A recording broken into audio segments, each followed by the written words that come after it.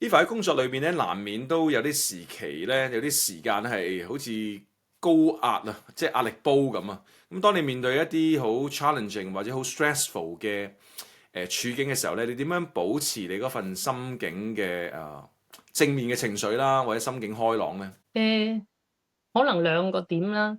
一個點就係，如果個情況都已經係發生咗咧，咁你都要面對，咁咪笑下咯。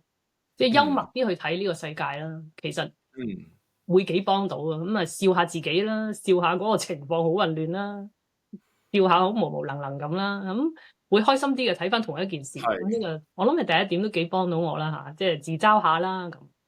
另外就揾一啲自己嘅時間啦，係有啲清靜嘅時間，譬如可以 lunch time 咁，唔使食足一個鐘，可能食半個鐘，跟住真嗯係出去行下，行下商場又得啦。如果好熱，甚至乎嗯。係做下一啲清靜嘅咁，睇下啲雀仔啊，睇下啲樹，其實可能都幾 calm 到自己。